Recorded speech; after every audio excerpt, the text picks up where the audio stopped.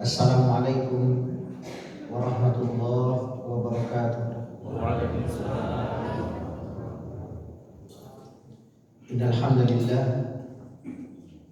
nahmaduhu wa nasta'inuhu wa nastaghfiruh wa na'udzu billahi min shururi anfusina wa sayyiati a'malina. May yahdihillahu fala mudilla lahu wa may yudlil fala hadiya lahu. Asyhadu an la ilaha illallah wa asyhadu anna Muhammadan abduhu wa rasuluhu nabiyil karim la nabiyya ba'da amma ba'du. Ya ayyuhal hadirin wal hadirat, ya ayyuhalladzina amanu taqullaha haqqa tuqatih wa la tamutunna illa wa antum muslimun. Ya ayyuhan nasu taqu rabbakumul ladzi khalaqakum min nafsin wahidah wa khalaqa minha zawjaha wa bassa minhuma rijalan katsiran wa nisaa'a wattaqullaha allazi tasaaluna bihi wal arham innallaha kana 'alaikum raqiba. Ya ayyuhalladzina amanu taqullaha wa qulu qawlan sadida yuslih lakum a'malakum wa yaghfir lakum dzunubakum wa may yuti'illaha wa rasulahu faqad faza fawzan 'azima. Bapak Ibu yang dirahmati Allah, kaum muslimin dan muslimat, jemaah salat subuh yang semoga selalu dan senantiasa berada dalam limpahan rahmat dan kasih sayang Allah Subhanahu wa taala. Puji dan syukur marilah kita panjatkan kehadiran Allah Subhanahu wa taala yang telah selalu dan senantiasa melimpahkan rahmat dan karunia-Nya kepada kita semua, sehingga pada subuh ini kita kembali dimudahkan oleh Allah Subhanahu wa taala untuk dapat melaksanakan sholat subuh berjamaah di masjid ini dalam rangka beribadah kepada Allah Subhanahu wa taala. Bapak Ibu rahmati Allah, dimudahkannya urusan kita untuk dapat melangkahkan kaki menuju ke masjid ini dalam rangka beribadah, itu adalah nikmat yang sangat besar yang wajib kita syukuri. Nikmat ini tidak diberikan oleh Allah Subhanahu wa taala kepada seluruh kaum muslimin.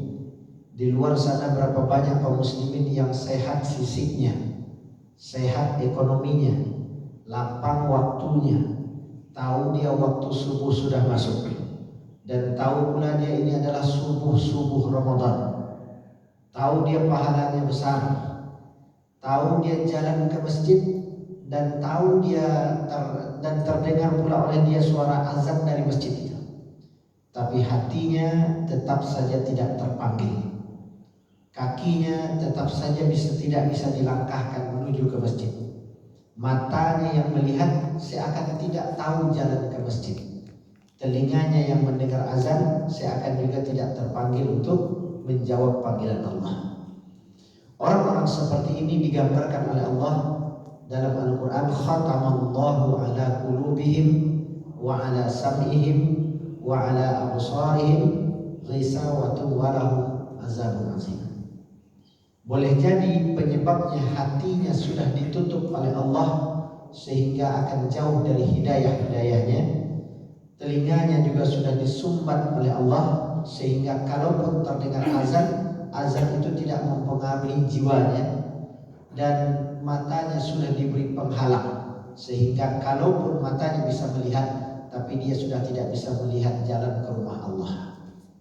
Orang ini persis seperti sebagian kaum muslimin yang pergi haji dengan menggunakan uang haram. Sesampainya di sana, jalan pulang pun tidak tahu lagi. Kan pernah kita dengar kasus seperti ini. Sampai di sana saya tidak akan tersesat, saya bisa kok jalan sendiri. Habis itu tidak ketemu dia jalan pulang. Nah seperti itu. Atau seperti orang yang tiba-tiba seperti berenang dia, padahal dia berjalan. Dia berenang seperti orang berenang. Entah apa yang dimakannya dulu ketika berangkat, entah apa yang dijualnya, entah apa yang diambilnya. Seperti orang yang mengambang di atas air, padahal dia berjalan di atas kakinya, di atas bumi Allah. Kalau kondisi kita sudah sampai setakat ini, Bapak Ibu yang dirahmati Allah, khawatirlah, karena Allah Subhanahu wa taala sudah menggambarkan posisinya di hari akhirat. Kata Allah, ulaika kal an'ami bal hum adall. Mereka ini akan masuk ke dalam neraka jahanam dan kedudukannya di sisi kami, kata Allah, lebih hina daripada binatang ternak. Balhum adol itu artinya lebih rendah lagi daripada itu. Kalau kedudukannya dikatakan setara dengan binatang ternak, lalu dikatakan balhum atau bahkan lebih hina lagi, maka tidak ada kemuliaan bagi dirinya lagi. Bayangkan disamakan dengan kambing, disamakan dengan sapi, disamakan dengan babi saja itu sudah rendah. Nah, sekarang dikatakan oleh Allah lebih hina lagi daripada itu. Ini menunjukkan hati yang keras.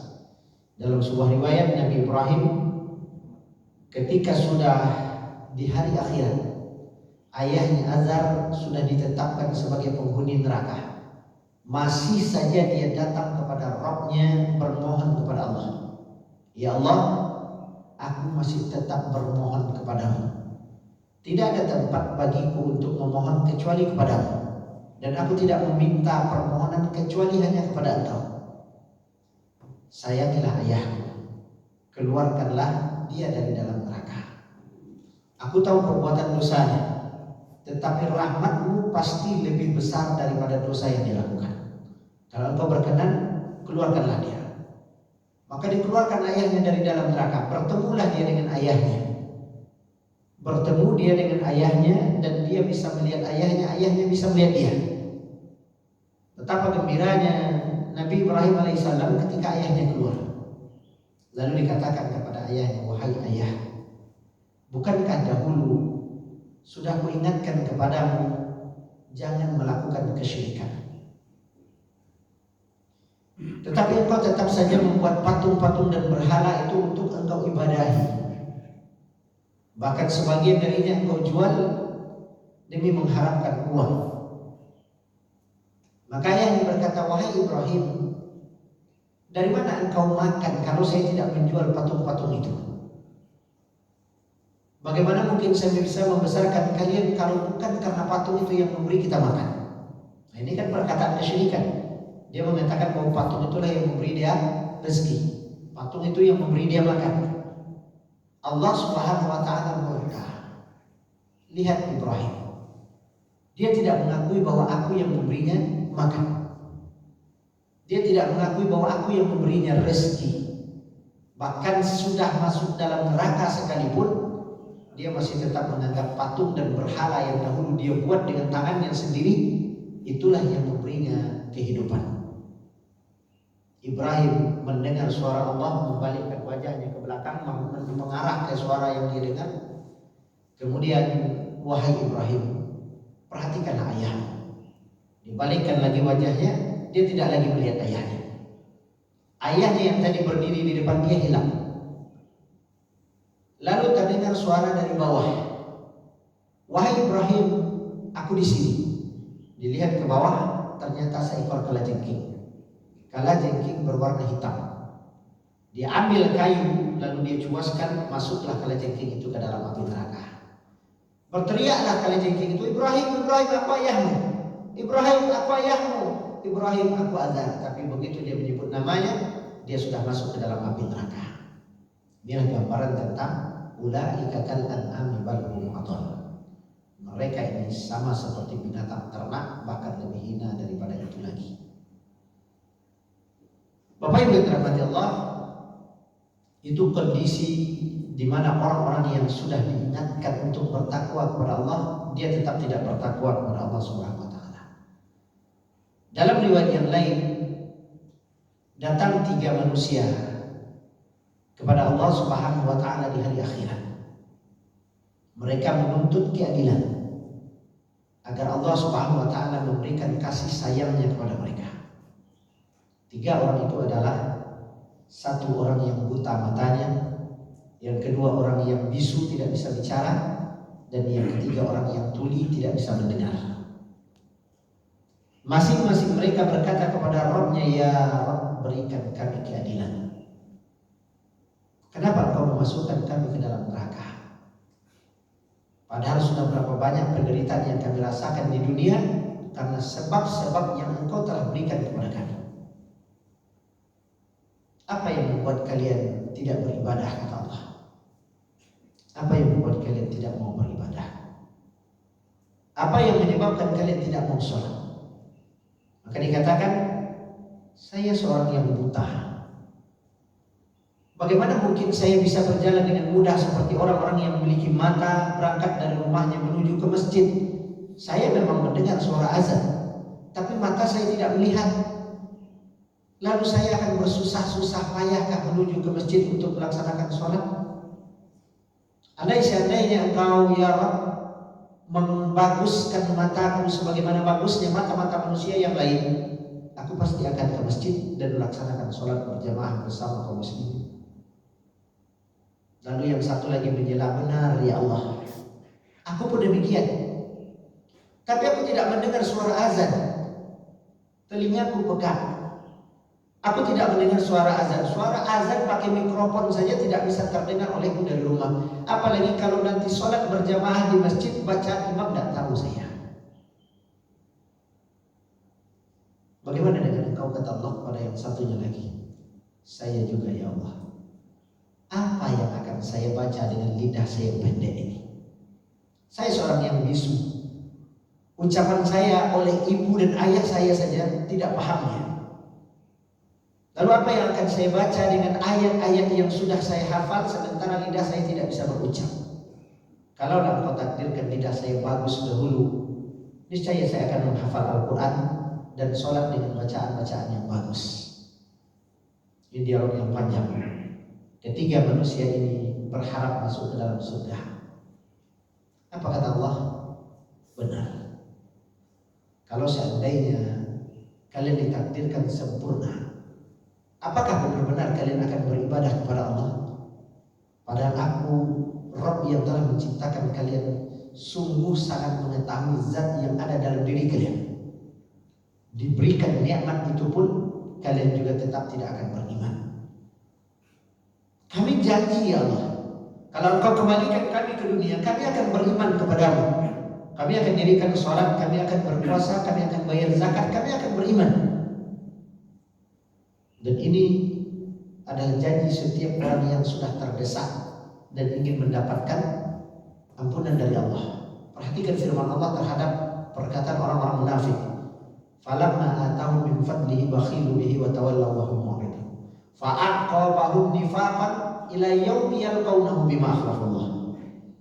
Berapa banyak orang yang ketika susah dia mengangkat tangannya, menundukkan kepalanya, bermohon, bermunajat kepada Allah, ya Allah, jika engkau berikan aku pangkat dan jabatan ini, jika engkau berikan aku kekayaan ini, jika engkau berikan aku kedudukan ini, lanasaddaqa wa lanakunanna minas shalihin. Saya akan bersedekah sesudah itu dan saya akan menjadi orang yang saleh. Fa'aqabahum nifaqan fi qulubihim ila yaumi yalqawnahu bima akhlafallah. Kenapa? Wa tawallaw wa hum mu'ridun. Ketika dia sudah diberi kekayaan, sudah diberikan anugerah pangkat dan jabatan, sudah memiliki segalanya, ketika itu pula dia bakhilu bihi, bakhil terhadap hartanya. Wa tawallaw wa hum mu'ridun, dan Allah tidak ridho. Dia ingkari janjinya kepada Rabb-Nya. Maka ketika manusia tadi berkata, kalau engkau berikan kesempatan sekali lagi ya Allah, kami pasti akan beriman kepadamu. Bapak Ibu yang Allah, apa kata Allah? Baik, saya akan berikan satu kesempatan. Cuman satu ya Allah? Ya satu. Kalau di dunia kami punya kesempatan untuk mendirikan sholat, puasa, zakat, dan sekarang engkau hanya menguji kami dengan satu ujian saja, ya satu ujian saja. Apa itu ya Allah? Segeralah agar kami bisa melaksanakannya supaya kami kemudian dimasukkan ke dalam surga. Kata Allah, inilah, masuklah kalian ke dalam neraka. Masuklah kalian ke dalam neraka, kata Allah, sampai Allah mengatakan masuklah ke dalam neraka. Tidak bergerak kaki mereka. Lalu mereka membantah Allah, Rabb mereka. Bagaimana mungkin engkau akan memasukkan kami ke dalam surga? Bagaimana mungkin engkau berharap kami melaksanakan perintahmu ya Allah? Belum engkau suruh kami melakukan amal, engkau sudah memasukkan kami ke dalam neraka. Mana perintahmu ya Allah? Itulah perintahmu, kata Allah, masuk kalian ke dalam neraka. Itu bukan perintah, itu azab ya Allah. Bayangkan dibantah Allah Subhanahu wa taala dan dia tidak juga menyangka bahwa itu adalah perintah. inilah perintahku kata Allah, masuklah. Tapi kalian tetap juga tidak masuk. Seperti ini kondisi kalian di dunia. Kalaupun kalian diperintahkan sholat, kalian tetap juga tidak akan sholat. Meskipun mata kalian bagus, telinga kalian bagus, dan mulut kalian bagus. Bagaimana mungkin kami akan melakukannya? Ya Allah, Engkau menyuruh kami masuk ke dalam neraka. Itulah perintahku kata Allah. Kalau kalian masuk ke dalamnya memenuhi perintahku, akan niscaya akan kuperintahkan pula kepada api itu untuk dingin, sebagaimana dinginnya api ketika Ibrahim masuk ke dalamnya. Tapi kalian tidak mau. Dan sekarang kalian benar-benar akan tetap berada di dalam neraka, khalidina fiha abada, dan kekal di dalamnya. Padahal kalau dia masuk ke dalam neraka itu, niscaya akan diperintahkan kepada api neraka itu untuk dingin, dan seketika itu juga Allah akan memindahkan dia ke dalam surga. Tapi dia lebih tetap memilih dalam pembangkangannya kepada Allah Subhanahu wa taala. Bapak Ibu yang dirahmati Allah, kaum muslimin dan muslimat, jemaah salat subuh yang semoga selalu dan senantiasa berada dalam limpahan rahmat dan kasih sayang Allah Subhanahu wa taala. Bulan Ramadan adalah bulan yang ditunggu-tunggu oleh kaum muslimin untuk mengumpulkan amal ibadah agar mereka mendapatkan amal ibadah itu dengan pahala yang tinggi. Bahkan di 10 malam pertama Rasulullah SAW pernah beriktikaf di masjid, tidak pulang. Lalu malaikat Jibril mendampinginya. Beliau terus melakukannya. Sampai malam yang ke-10 istrinya bertanya, engkau selalu tidak pulang di malam-malam Ramadan di 10 malam pertama ya Rasulullah. Saya berharap Lailatul Qadar. Saya berharap malam yang penuh dengan rahmat. Tapi sampai malam ke-10 dia tidak mendapatinya juga. Lalu dia lanjutkan dengan 10 malam kedua sampai malam ke-20. Di pertengahan antara malam 10 sampai malam ke-20, kemudian Jibril mendatanginya, ya Muhammad, apa yang engkau cari? Lailatul Qadar. Maka katanya, pulanglah. Ada hak antara istri dan anak-anakmu di 10 malam pertama sampai 10 malam kedua. Kalau engkau ingin mencari Lailatul Qadar, carilah di 10 malam ketiga. Di malam-malam ganjil Allah pasti akan menurunkan Lailatul Qadar. Dan setiap orang mendapatinya. Setiap kita dicari atau tidak, kita dapati Lailatul Qadar itu. Semua kita Bapak Ibu mendapati Lailatul Qadar itu. Hanya saja ada orang yang mendapatinya dalam keadaan beribadah, maka ibadahnya dilipat gandakan seperti beribadah selama 1000 bulan. Ada orang yang mendapatinya dalam keadaan tertidur. Dia tidur di rumah dan tidak mendapati apa-apa kecuali suara ngoroknya. Ada orang yang mendapatinya, tetapi dia dalam keadaan nonton film. Dia malam itu, detik itu, Lailatul Qadar itu lalu, dia sedang beramal seperti itu. Dan itulah yang dia dapati. Syekh Abdul Razak, doktor di bidang akidah di Universitas Madinah, Universitas Islam Madinah. Beliau pernah berjumpa dan menegur beberapa orang pemuda yang sedang mabuk-mabuk di depan, di pinggir jalan di depan sebuah masjid. Lalu saya ini berkata, apa yang kalian lakukan? Bernyanyi. Sambil menyanyi-nyanyi, memainkan gitar di hadapan Syekh Abdul Razak. Kata Syekh Abdul Razak, ini malam Ramadan. Pergilah kalian ke masjid, ambil wudhu, lalu berdoa kepada Allah agar Allah Subhanahu wa taala memberikan kalian taufik dan hidayah. Dari 6 orang yang ada di depan mobil itu sambil duduk-duduk di kepala mobil itu, 1 orang diantaranya pergi. 1 orang ini pergi ke masjid, lalu dia sholat, kemudian bermunajat sambil menangis kepada Allah Subhanahu wa taala. Di luar dugaan, sekitar 10 tahun kemudian bertemulah Dr. Abdul Razak ini dengan seorang pemuda yang sudah lebat jenggotnya. Lalu pemuda ini berkata, Assalamualaikum Syekh. Waalaikumsalam. Kemudian beliau menggenggam tangan Syekhnya, menciumnya. Apakah engkau ingat kepadaku Syekh? Saya tidak ingat. Siapa kamu? Saya adalah pemuda yang dahulu engkau tegur saat kami minum minuman keras, kemudian bernyanyi di pinggir jalan, di 10 malam terakhir bulan Ramadan. Engkau mengatakan, pergilah ke masjid, ambil wudhu, lalu sholat. Mudah-mudahan Allah Subhanahu wa Ta'ala memberikan kalian taufik dan hidayah. Dan hari itu Allah Subhanahu wa Ta'ala memberikan kepada saya mungkin malam Lailatul Qadar. Hingga hari ini sudah 10 tahun lamanya saya beribadah kepada Allah dan meninggalkan teman-teman yang jahil itu. Kemudian meninggalkan semua perbuatan-perbuatan yang dulu saya lakukan mengandung dosa. Sekarang hati saya sudah tenang untuk beribadah kepada Allah Subhanahu wa Ta'ala. Dan engkau adalah orang yang menjadi sebab saya mendapatkan hidayah ini. Lalu beliau genggam tangan saya, beliau cium. Ini Pak, nak nyangka-nyangka. Pemuda yang mabuk-mabuk ketika dia berkeinginan untuk bertaubat, dia datang kepada Rabbnya, Allah rangkul segera, dan kemudian Allah berikan dia taufik dan hidayah.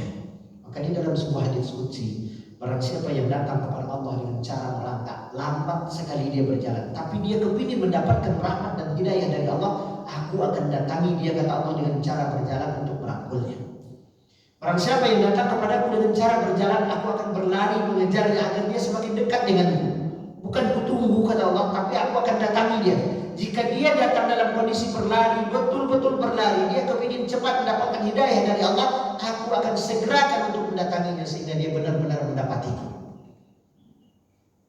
Tapi kalau disuruh ibadah, nantilah sebentar lagi, itu pertanda dia berleha-leha. Jangankan berlari dan berjalan, merangkak pun dia tidak kepadaku. Bapak Ibu yang dirahmati Allah, kaum muslimin dan muslimat, jemaah salat subuh yang semoga selalu dan senantiasa berada dalam limpahan rahmat dan kasih sayang Allah Subhanahu wa Ta'ala. Hadis inilah yang dijadikan oleh sebagian kaum muslimin melaksanakan i'tikaf atau suluk di sebagian daerah. Ada 10 malam pertama, 10 malam kedua, dan 10 malam ketiga. Hadis Rasulullah pernah beriktikaf di malam 10 malam pertama, 10 malam kedua, dan 10 malam ketiga. Tetapi hadis yang sahih kemudian menjelaskan bahwa sejak itu Rasulullah SAW tidak melakukan lagi i'tikaf kecuali di 10 malam terakhir, karena di 10 malam terakhir Rasulullah juga menganjurkan kepada kaum muslimin dan muslimat agar beriktikaf di 10 malam terakhir, karena pada 10 malam terakhir itulah terdapat di malam Lailatul Qadar. Dan di 10 malam terakhir itu Rasulullah juga menggambarkan terdapat pada malam-malam ganjil, yakni malam 21, 23, 25, 27, 29. Tapi tidak mungkin bagi kita untuk pergi tanggal 21 kemudian pulang, besok datang lagi tanggal 23 kemudian pulang, lalu datang lagi tanggal 25 kemudian pulang. Tidak mungkin. Karena sebaik-baik i'tikaf itu adalah benar-benar meninggalkan urusan dunianya selama 10 malam itu. I'tikaf yang benar adalah i'tikaf yang dilakukan 10 hari siang dan malam, semuanya meninggalkan urusan dunianya. Bahkan handphonenya ditinggalkan di rumah dan dia tidak pergunakan lagi. Kalau kita ke masjid i'tikaf tapi sampai di masjid main Facebook, main YouTube, nonton sambil dengar, ini bukan i'tikaf. I'tikaf hukumnya tidaklah wajib. I'tikaf hanya hukumnya sunnah. Lalu apa yang diharapkan dari i'tikaf? Pahala yang besar setara dengan 1000 bulan beramal. Kalau kita puasa di siang hari kemudian menghidupkan malam-malam Lailatul malam, menghidupkan malam-malam Ramadan, itu pahalanya hanya menggugurkan dosa 1 tahun yang lalu. Lalu Allah melipat gandakan pahala. Tapi kalau dia beriktikaf pada malam Ramadan 10 malam terakhir, lalu dia dapatkan malam Lailatul Qadar itu, Allah melipat gandakan pahala amalnya ketika itu setara dengan amal 1000 bulan. Bayangkan kalau kita sedang membaca ampunan dari Allah dalam ayat Al-Quran, misalnya di dalam surah Ali Imran, Rabbana zalamna anfusana wa illam taghfir lana wa tarhamna lanakunanna minal khasirin, ada ayatnya. Ketika membaca ayat itu, Lailatul Qadar itu datang, berarti kita membaca doa itu selama 1000 tahun. Bayangkan 1000 bulan. 1000 bulan, 1000 bulan atau 84 tahun. 1000 bulan namanya kita bermohon kepada Allah, dan itu yang menyebabkan ampunan dosa kita diberikan oleh Allah SWT. sebabnya kaum muslimin mengejar malam Lailatul Qadar karena pahala yang luar biasa. Dan ini bukti kasih sayang Allah. Allah memberikan kesempatan yang banyak bagi kita untuk menggugurkan dosa-dosa kita. Umat Nabi Muhammad ini banyak dosanya, dan oleh karena itu Allah berikan kesempatan yang banyak karena umurnya juga pendek. Umur kita tidak setara dengan umur umat terdahulu. Bayangkan Adam memiliki umur 1000 tahun, Nabi Nuh 1870 tahun. Tetapi umur yang panjang tidak menjamin bahwa dia akan bisa beramal selama itu dengan amal yang baik. Apalagi hidup di dunia zaman sekarang. Anak yang hafal Al-Quran saja kalau tidak di game lewat, dikasih saja Facebook, HP sebulan Android, hilang hafalannya. Sudah hafal 30 juz, berikan ke dia seminggu saja. Kenal dia WA, kenal dia Facebook, kenal dia Instagram, sudah selesai. Itu orang yang hafal Al-Quran. Apalagi kalau tidak hafal Al-Quran. Nah, oleh karenanya mengejar malam Lailatul Qadar itu dianjurkan oleh Rasulullah SAW. Carilah di 10 malam-malam terakhir.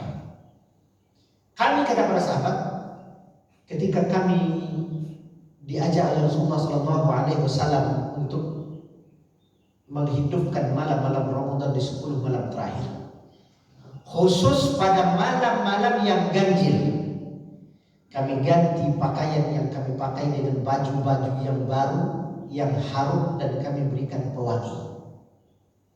Khusus pada malam-malam yang ganjil, pakaian yang kami pakai adalah pakaian yang paling bersih, pakaian yang paling baru, pakaian yang jarang kami pakai.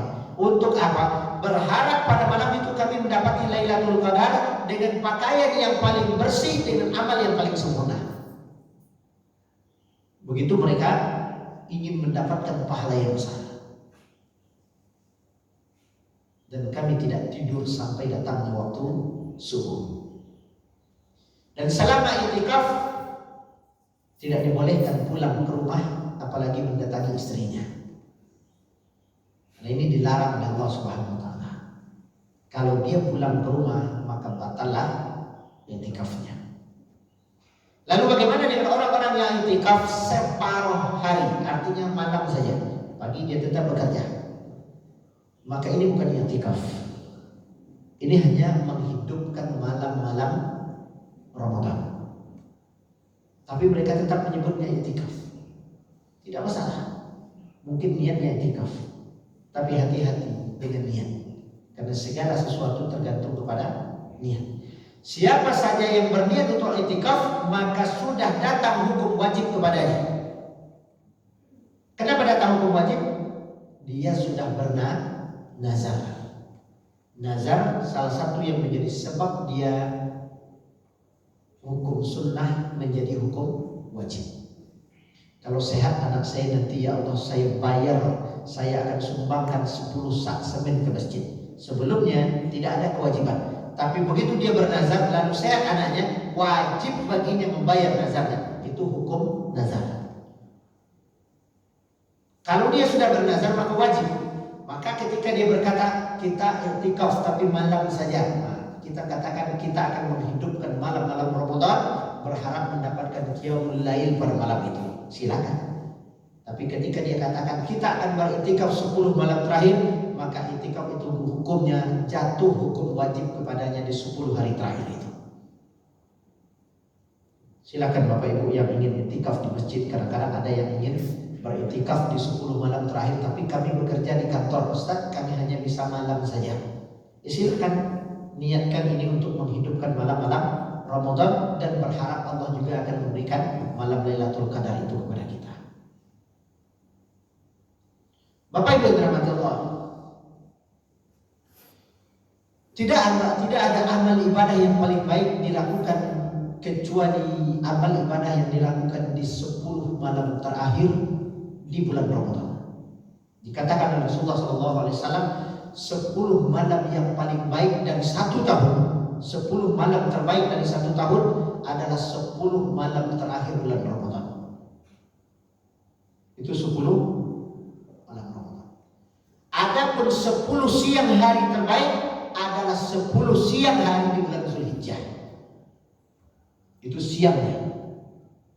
Maka barang siapa yang beramal di dua tempat ini, siang dan malam, itu pahalanya dilipat gandakan oleh Allah Subhanahu wa taala hingga tidak ternilai tingginya.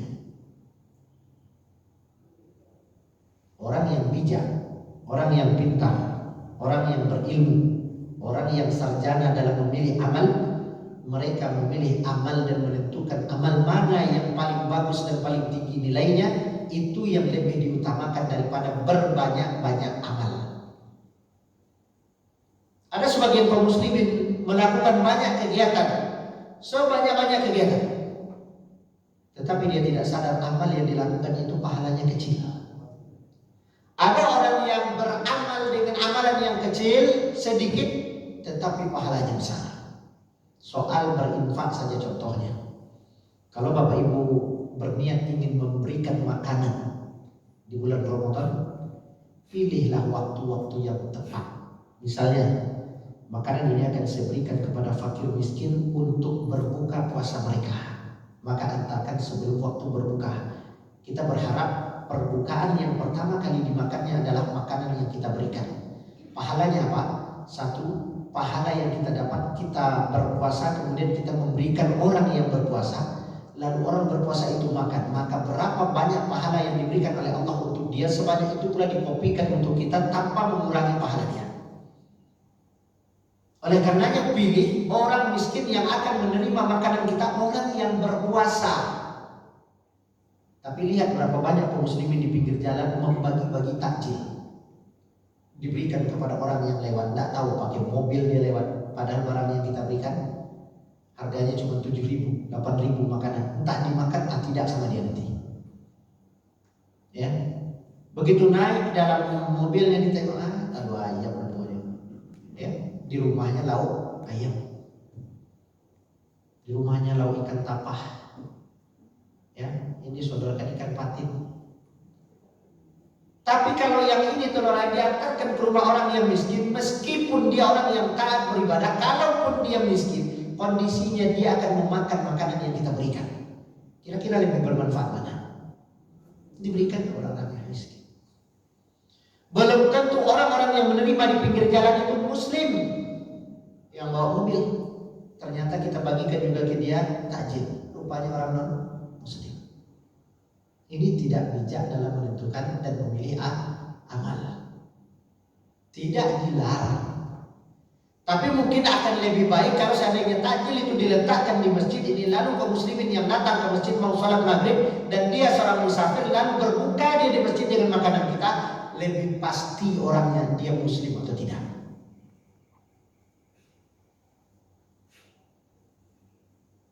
Bapak Ibu yang dirahmati Allah, ini yang dikatakan pintar memilih amal. Sebagian kita kan kadang-kadang disimpan sisa makanan di kulkas. Rasa-rasa tidak habis, nantilah subuh kita makan, waktu sahur. Sudah datang waktu subuh, sudah tidak enak lagi, dingin. Besok aja lah waktu berbuka besok. Waktu berbuka besok rupanya sudah mulai masak. Basi belum, tapi sudah mulai masak. Udah simpan di kulkas, nanti malam bagikan ke masjid, antarkan tuh orang mengaji. Ya, sudah mulai basi baru mau dibagikan. Orang seperti apa kita, Pak? Sudah mulai basi, itu yang kita berikan. Beda orang tua dulu mengajarkan kepada kita. Saya ingat betul saya waktu masih kecil. Waktu saya masih kecil, ibu saya cuma satu pandainya Pak, bikin kue talam. Setiap hari, setiap kali kami minta bikin kue, cuma kue talam itu yang dia pandai buat. Ya, sampai saya sudah besar, saya tahu saya cuma satu itu saja dia pandai. Kalau bikin bakwan, goreng pisang tahu. Ya, tapi kalau bikin kue pakai oven, pakai apa tidak tahu dia. Cuma satu itu. Tapi setiap kali ibu saya bikin itu, pasti ada 3-4 jenis makanan di sampingnya. Ini hebatnya dia. Apa yang dilakukannya? Dibuatnya kue talam itu bukan hanya untuk kami saja, tetapi untuk beberapa rumah yang ada di sekitar kami. Ini tolong antarkan ke rumah Mak Bo, ini antarkan ke rumah Madam, yang ini antarkan ke rumah Makcik. Saya antar itu. Setiap kali saya mengantarnya, di sana sudah disediakan makanan kue yang berbeda, dan itu saya bawa pulang. Sampai di rumah, ini dari Madam Alhamdulillah dia berikan makanan. Buka, ternyata kuenya berbeda. Yang di sini kuenya berbeda, di sini kue berbeda. Satu kue yang saya bagikan, saya bawa pulang 3-4 macam kue. Kata ibu, meskipun saya cuma pandai bikin kue talam ini, tetapi kalian bisa menikmati 3-4 macam kue lainnya dengan infak dan sedekah. Sekarang ada ibu-ibu mengajarkan anak mengantarkan makanan ke rumah tetangga? Tidak ada. Aduh ibu, di tempat kami ada. Sudah lupa kita. Sudah lupa, tradisi baik itu sudah hampir punah. Kita beranggapan mereka sudah punya makanan. Ya udahlah, mereka kan sudah punya makanan, mereka bisa beli di pasar. Dengan 10.000 saja sudah bisa. Bukan dengan 10.000-nya, bukan karena bisanya, tetapi saling berbagi. Itu yang diharapkan oleh Allah Subhanahu wa taala. Bahkan Bapak Ibu yang berbahagia, salah satu di antara syarat untuk masuk surga itu disebutkan memberikan maaf kepada orang yang menzolimi kita. Itu jauh lebih besar. Orang marah kepada kita, antarkan kolak durian ke rumahnya. Bayangkan, marah sama kita, mau ngamuk-ngamuk dia, antarkan kolak durian. Keluar kata-kata yang terdengar oleh kita, jadi makan dulu, wacun dulu. Kadang-kadang marah orang kan seperti itu, diantar makanan ke rumahnya, lalu dikatakan jangan makan, beracun dulu dari tetangga. Karena saking bencinya kepada kita, kesalnya kepada kita, keluar kata-kata itu, dibuangnya. Mungkin dia tak mau yang pakai kuah. Besok antarkan durian bulat-bulat ke rumahnya, dibuangnya bisa kita kutip lagi. Ya. Tahu kita triknya. Kalau pakai kuah dibuangkan, mungkin lagi diambil, habis itu sudah. Tapi kalau orang itu bisa kita berikan seperti itu, lalu dia sadar bahwa kita melakukan kebaikan, maka persaudaraannya kepada kita melebihi persaudaraannya kepada saudara kandungnya. Apalagi ini bulan Ramadan. Bulan Ramadan bulan bagi kita untuk berbagi infak dan sedekah. Bulan Ramadan bulan di mana Rasulullah SAW mengumpulkan hartanya dan membagi-baginya kepada kaum muslimin. Lihat tradisi kita Bapak Ibu. Di akhir-akhir Ramadan kita mulai melakukan satu perbuatan yang niat amalnya baik, tetapi kita sudah memulainya dengan keburukan. Apa yang kita lakukan? Mengumpulkan uang 2.000 dan 5.000 untuk dibagikan besok sebagai THR pada anak-anak dan cucu-cucu kita yang datang.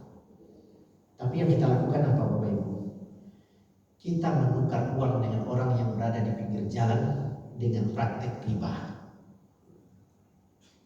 Amal dan niat baik kita mulai dengan perbuatan dosa. Duit 1 juta ditukar dengan uang 950.000, tapi duit pecahan. Ayah Ustaz, daripada kita mengumpulkan uang 2.000 itu selama 1 juta kan susah nyarinya. Ini upah, tapi praktek itu adalah praktek riba. Kita sudah melakukan dosa. Memulai amal baik dengan dosa itu bukan perbuatan yang baik. Dan menakar takaran untuk berinfak. Bayangkan kita ingin memberi tapi ditakar 2.000. Setiap anak 2.000 atau 5.000. Jangan. Semakin banyak infak yang diberikan, semakin besar balasan yang diterima. Saya kasih satu contoh. Saya ucapkan salam, Assalamualaikum warahmatullahi wabarakatuh. Semua menjawab Waalaikumsalam. Yang saya berikan berapa? 1. Yang saya terima berapa? Banyak. Itu contoh sedekah. Saya hanya mendoakan Bapak Ibu 1 kali saja, tapi semua Bapak Ibu mendoakan saya. Kira-kira dalam logika kita, doa siapa yang akan dikabulkan terlebih dahulu?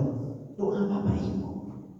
Mungkin doa Bapak yang di sini enggak, karena dia mengucapkan sambil ngantuk. Tapi doa yang di sini serius. Doa yang di sana khusyuk, boleh jadi diterima. Itu contoh sedekah Pak. 1 kita berikan, balasannya banyak. Maka dikatakan oleh Allah, jangan katakan setiap infak dan sedekah yang kalian berikan itu 1 balasannya, jangan. Karena Allah boleh jadi melipat gandakannya menjadi 10 kali lipat, bahkan setiap 1 tangkainya 100 biji, 100 kali lipat akan menjadi 700 kali lipat. Itu infak dan sedekah. Dan bulan Ramadan ini adalah ajang yang paling baik bagi kita untuk keluarkan dana sebanyak mungkin. Saya dengar pengurus menyampaikan kita terhutang untuk pembangunan masjid, rehab ini, rehab itu sekian. Yang punya kelapangan rezeki curahkan segera. Ini bulannya. Habis bulan Ramadan ini pahalanya tidak setara dengan pahala Ramadan. Percaya Bapak Ibu? Percayalah. Pahala berinfak di bulan Ramadan tidak setara dengan pahala-pahala di bulan lain. Ini bulan yang penuh dengan ampunan. Ini bulan di mana amal dilipat gandakan. Ini bulan di mana ketika kita berinfak Allah segera untuk membayarnya. Allah akan ganti dengan surga yang luasnya seluas 7 lapis langit dan bumi. Segera keluarkan infak dan sedekah. Kata Rasulullah, berinfaklah kalian, dan aku adalah orang yang paling banyak berinfak di bulan Ramadan. Bersedekahlah kalian, dan aku adalah orang yang paling banyak bersedekah di bulan Ramadan. Jadikan bulan Ramadan ini bulan yang penuh dengan amal kebaikan bagi kita. Dan jangan sampai muncul penyesalan Bapak Ibu. Jangan muncul penyesalan di hari akhir Ramadan ini. Tahun yang lalu kita berdoa kepada Allah, ya Allah, sampaikan umurku ke bulan Ramadan. Aku akan beramal di bulan Ramadan. Aku akan banyak membaca Al-Quran. Aku akan banyak berinfak dan bersedekah. Aku akan hidupkan malam-malam Lailatul. Aku akan menghidupkan malam-malam Ramadan. Dan sampai hari ini Bapak Ibu, sudah berapa juz Al-Quran yang Bapak Ibu baca? Kalau dulu kami membaca Al-Quran itu khotamnya sekali 2 minggu, sekali 1 bulan, sekali setahun. Kalau dia mengamalkannya sekali setahun, di bulan Ramadan kami jadikan sekali sebulan. Yang biasa membacanya sekali sebulan, di bulan Ramadan kami baca sekali seminggu khotam. Imam Syafi'i mengatakan, saya membaca Al-Quran itu khotam Al-Quran itu 2 hari atau 3 hari sekali. 3 hari khotamnya sekali. Ada riwayat menyebutkan 2 hari khatam dia sekali. Khatam dari Al-Fatihah sampai An-Nas. Tapi di bulan Ramadan saya mengkhatamkan Al-Quran 2 kali sehari. Itu artinya 60 kali dia menamatkan Al-Quran dalam 1 bulan. Tanya Ustaz. Ya. Berkaitan dengan memberikan makanan berupa perbukaan kepada orang yang berpuasa, itu sudah sering kita dengar pahalanya, fadilahnya. Yang saya tanyakan Ustaz, ketika kita memberikan kepada orang yang akan makan sahur untuk berpuasa, itu apa fadilahnya Ustaz? Besar. Tidak ada beda antara orang yang memberikan perbukaan dan juga orang yang makan sahur. Bayangkan orang yang makan sahur, ingat ya, makan sahur bukan makan malam. Makan sahur bukan makan malam. Saya sering sampaikan pengurus masjid tempat saya, 2:30 dia sudah membangunkan orang.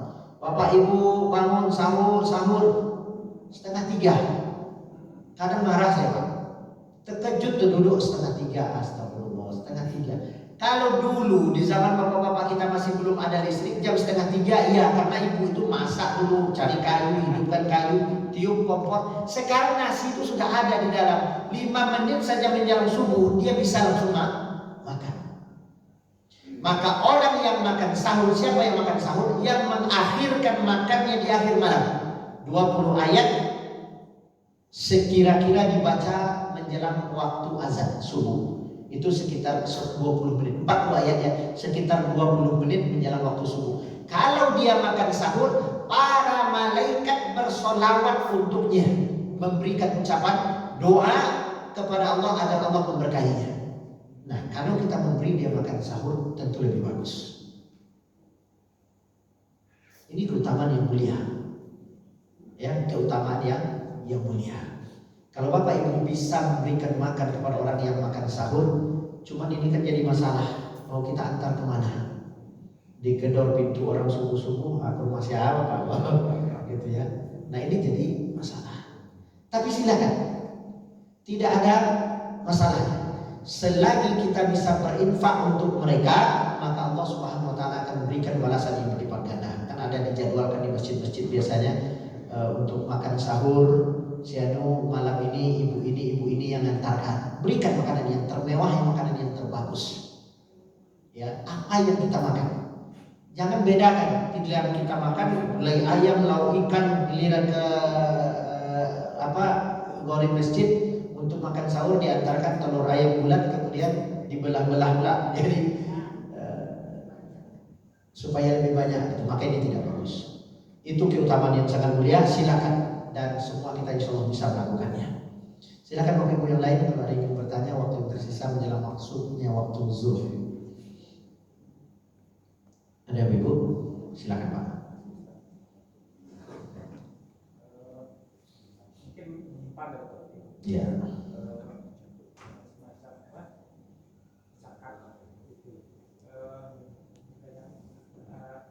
orang yang biasanya di bulan Ramadan itu memberikan zakat, mana yang lebih bagus? Kita memberikan zakat pada lembaga yang artinya yang sudah terpercaya, atau kita menyerahkan langsung kepada warga di sekitar? Baik. Zakat ini ada dua. Pertama fitrah, yang kedua zakat mal. Zakat fitrah sebaiknya langsung pemiliknya memberikan kepada fakir dan miskin. Kalau seandainya dikumpulkan di masjid, maka ingat, amil tidak punya hak atas zakat ini. Ini zakat fitrah Pak ya. Nah ini kesalahan banyak di masjid-masjid. Zakat fitrah sudah dikumpulkan, kemudian amil zakat dapat bagian dari situ. Ingat, amil zakat tidak ada hak dalam zakat fitrah. Harta zakat fitrah hanya dua pemiliknya, fakir dan miskin, dan dia adalah pengenyang bagi mereka.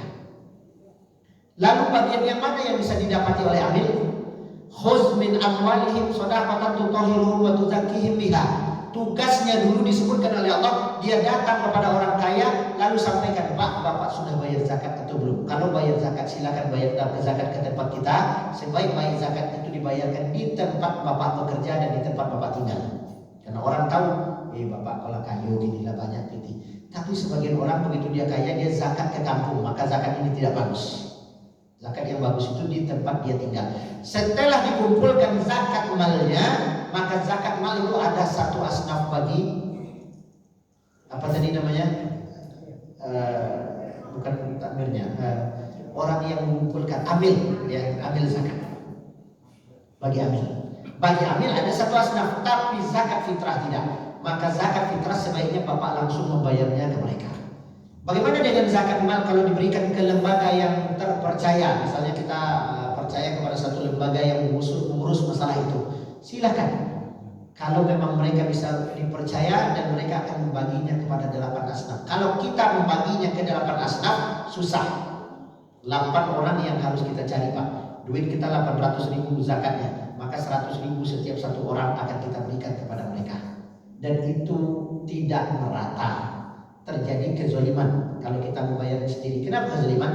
Orang miskin yang ada di tempat ini ada 4 orang. Kita bagikan 100.000 kepada satu orang. Betul satu asnaf sudah keluar. Tapi seharusnya satu asnaf yang 100.000 tadi dibagi 4, ternyata yang menerimanya cuma 1.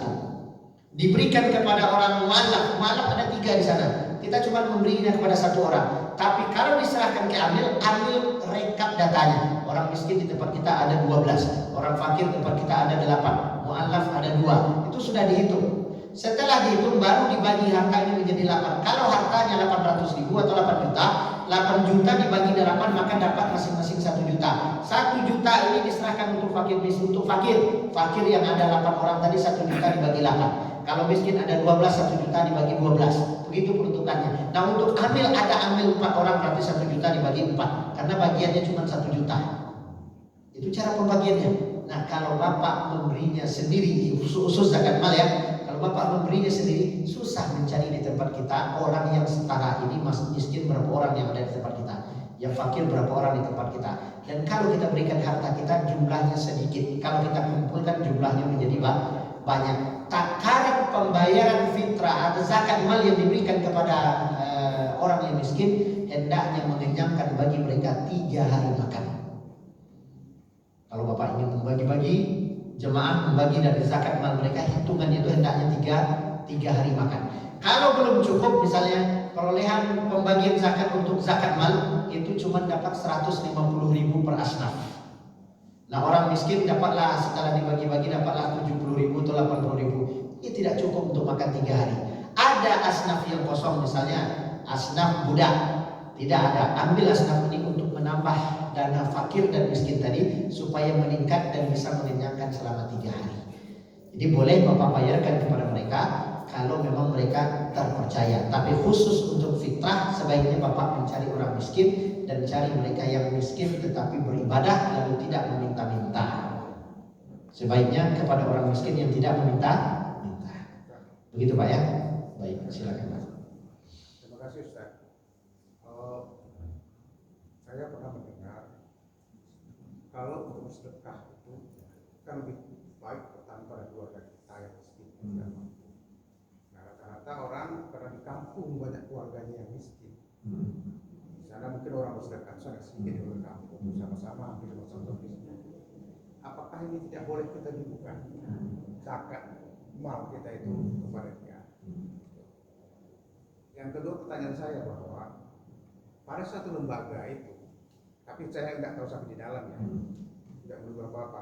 Tapi belum tentu juga pada orang miskin. Karena saya melihat ada yang dimodali, ada juga untuk pendidikan. Nah ini bagaimana nih Ustaz? Terima kasih. Untuk yang pertama, keluarga ada yang miskin di kampung tadi, tidak tinggal di sini. Bolehkah zakat mal saya utamakan ke kampung? Boleh, bukan dilarang. Tetapi lebih baik di tempat kita tinggal. Kenapa?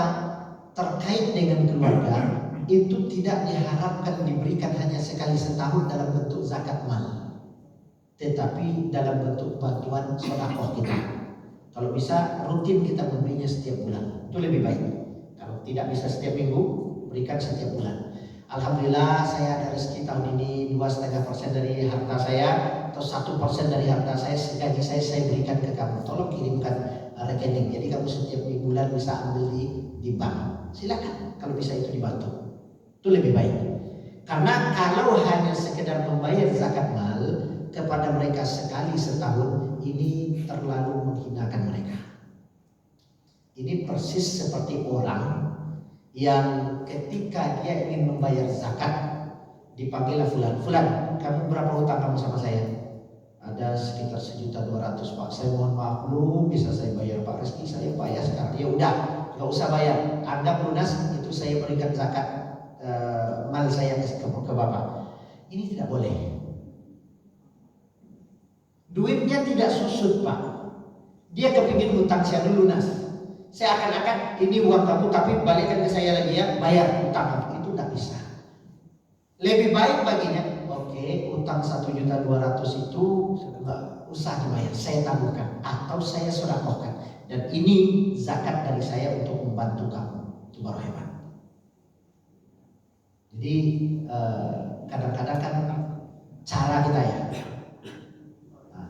Bapak boleh membantu dan dianjurkan karena membantu karib kerabat itu diutamakan, lebih diutamakan daripada yang lain. Orang yang paling berhak menerima bantuan pertama kali adalah istri, kemudian anak, kemudian karib kerabat. Itu yang disebut dengan infak. Infak itu berasal dari kata nafkah, nafkah yang diberikan kepada anggota keluarga. Tapi kalau sudah sedekah itu sifatnya orang yang jauh, ya, yang jauh kekerabatannya dengan kita, maka sedekah namanya. Infak itu nafkah. Nah, keluarga Bapak yang miskin di kampung itu dalam nafkah Bapak. Kalau Bapak punya kemampuan, bantu dia setiap bulan. Saya yakin harta Bapak akan diberkahi oleh Allah Subhanahu wa taala dunia dan akhirat. Begitu ya Bapak Ibu. Ada lagi Ibu? Yang kedua tadi Pak. Yang kedua ada 2 tadi ya. Yang kedua, bagaimana kalau seandainya lembaga itu tidak dipercaya? Tadi kalau saya bukan tidak dipercaya. Iya. Kita pernah melihat ya misalnya ya. Misalnya lembaga itu mengeluarkan zakatnya untuk kegiatan-kegiatan seperti pendidikan dan sebagainya. Biasanya Pak, yang diambil untuk dana pendidikan ini dari asnaf yang memang tidak terpakai seperti zakat untuk orang mu'alaf, misalnya mereka tidak bukan mu'alaf, atau zakat budak, biasanya dari dana dia di sana diambil. Yang kedua dari dana fisabilillah. Fisabilillah itu kan orang misalnya anak pondok pesantren menuntut ilmu di kota, dia tidak punya keluarga dan boleh digunakan dana ini. Biasanya dana itu yang diambil. Kalau itu diambil dan sudah musyawarah mereka berijtihad untuk itu, maka itu dibolehkan. Ya. Tapi dibangunkan ke masjid tidak boleh ya Pak. pembangunan masjid zakat dari harta zakat tidak boleh. Ya, karena sebagian pengurus ada pula yang mengambil inisiatif dana zakat banyaknya tapi tidak ada asnafnya. Oke, kita bangunkan ke masjid. Nah, masjid dari infak kaum muslimin, insyaallah. Baik, demikian mudah-mudahan yang sedikit ini bermanfaat. Mungkin untuk minggu depan wallahu a'lam bishawab saya bisa atau tidak. Biasanya 10 malam terakhir saya diminta juga untuk itikaf, maka biasanya 10 malam terakhir itu saya tidak bisa keluar termasuk subuh. Jadi mungkin nanti subuh ke depan ya silakan dicarikan ganti. Ini subuh besok sudah subuh 20 ke atas ya. Nah, ini.